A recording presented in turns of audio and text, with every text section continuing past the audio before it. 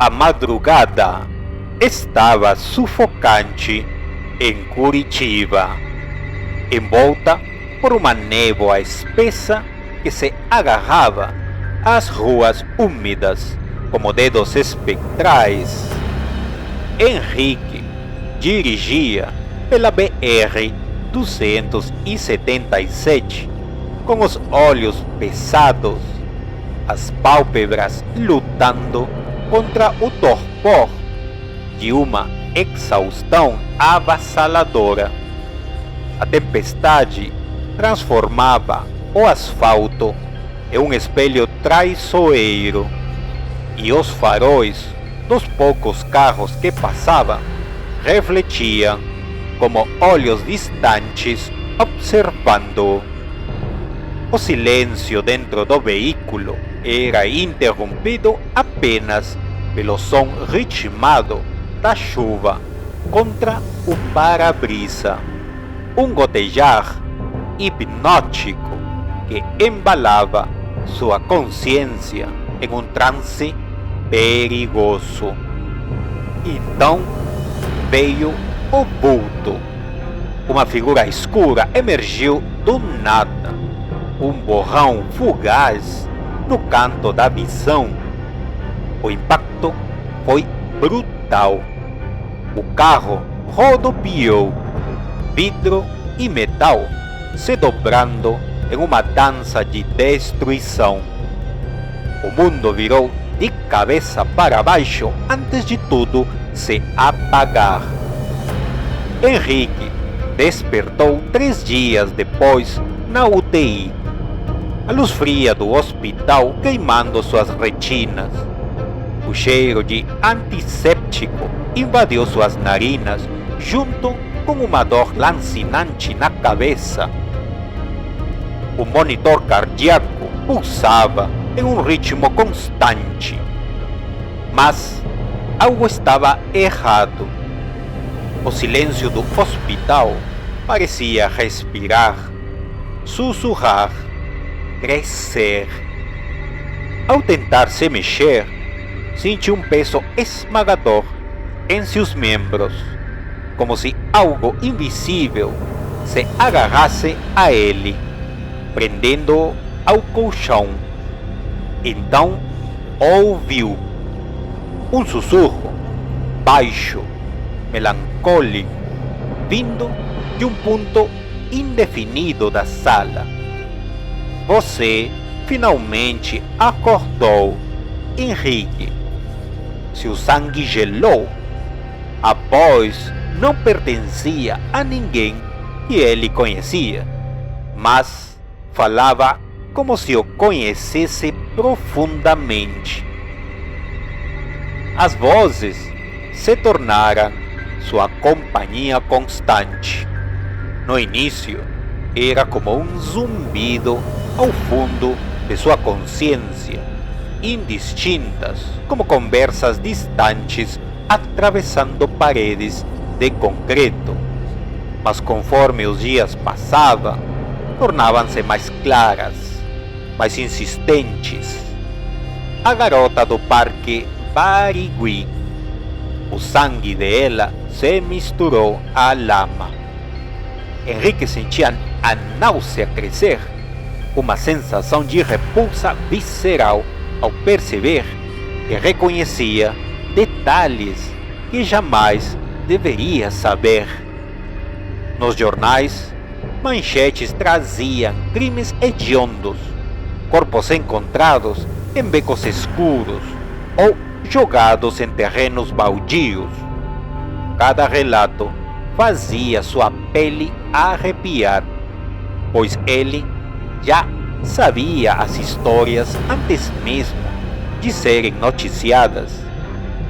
Certa noite, incapaz de ignorar os sussurros que zuniam dentro de sua cabeça como um enxame de abelhas, ele pegou um bloco de notas e começou a escrever. Os detalhes fluíam sem esforço, como se fossem lembranças de um filme que ele assistira inúmeras vezes. Endereços, nomes, métodos. Cada palavra parecia materializar um pedaço de uma verdade grotesca. Mas de onde vinham essas informações? Como ele poderia descrever em detalhes os locais onde os corpos estavam antes mesmo da polícia chegar? As vozes pareciam rir, um som etéreo e distorcido. Você já esteve lá, Henrique. Você sabe o que fez. Desesperado, Henrique buscou explicações. Psiquiatras sugeriam transtornos dissociativos. Alguns atribuíam ao acidente um efeito colateral traumático.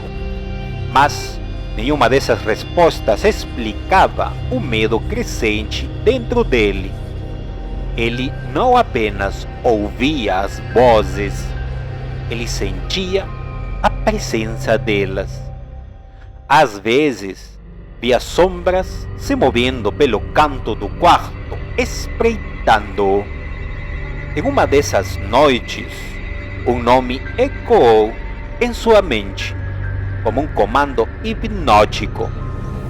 Rua 13 de Maio, porão abandonado, você precisa ver. Contra todo instinto racional, ele seguiu a trilha invisível. O local era um prédio esquecido, janelas quebradas e portas lacradas com tábuas carcomidas pela umidade. O cheiro de podridão encheu suas narinas assim que cruzou a soleira.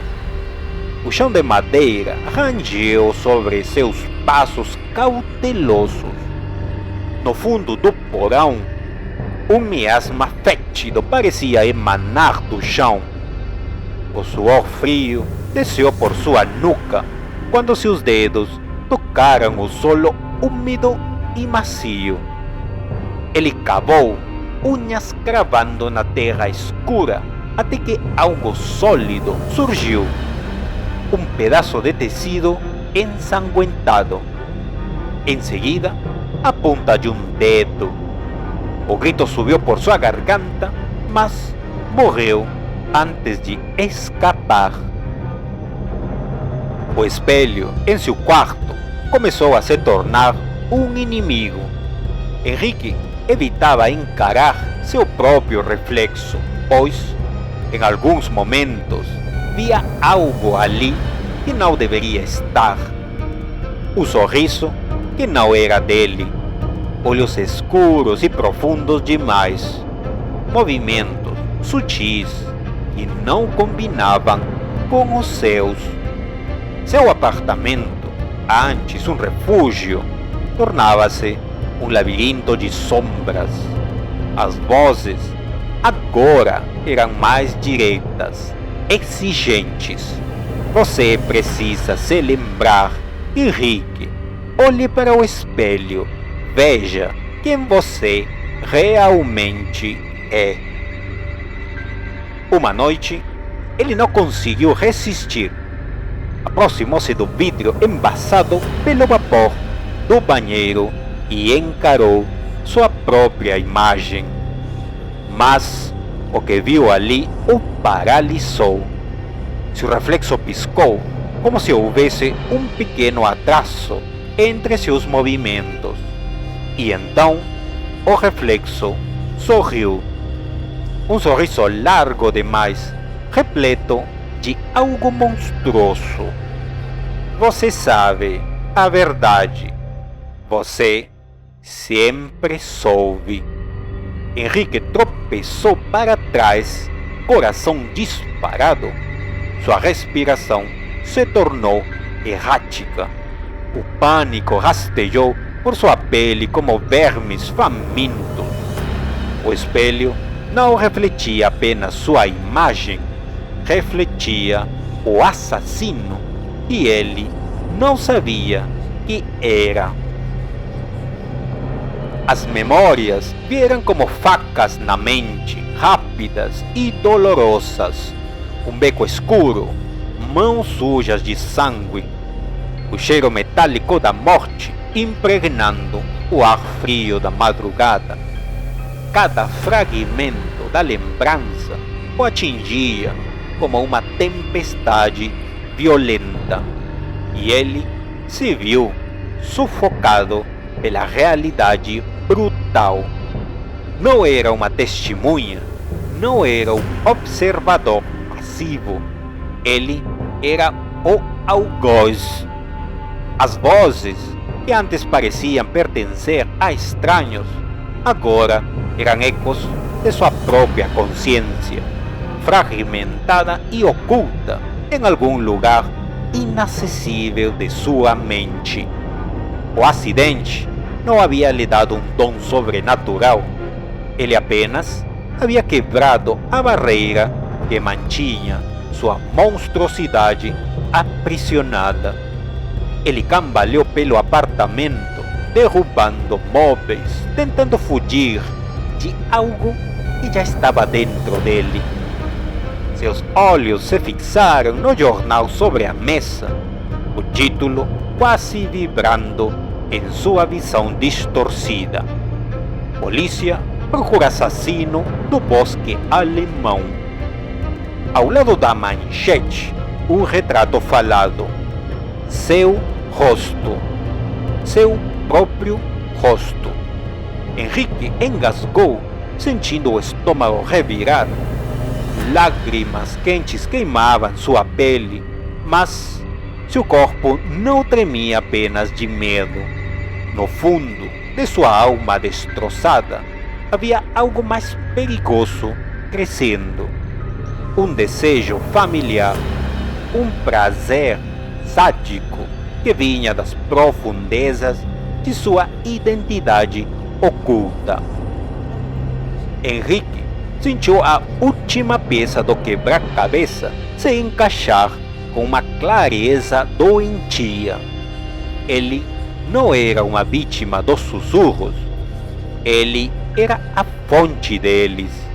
Seu inconsciente, antes selado, agora pulsava, vivo, ávido por mais.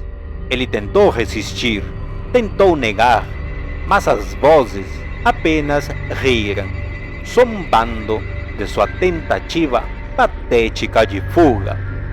Aceite, Henrique, você sempre gostou disso. Seu reflexo no espelho inclinou a cabeça, curioso. O medo se disparava. Restava apenas um frio entendimento.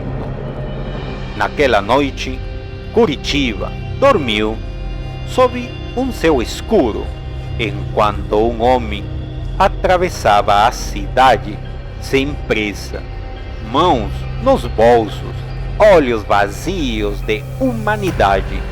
As luzes na rua piscavam e ele sentiu o pulsar do desconhecido dentro dele, como um animal despertando de um sono longo e faminto.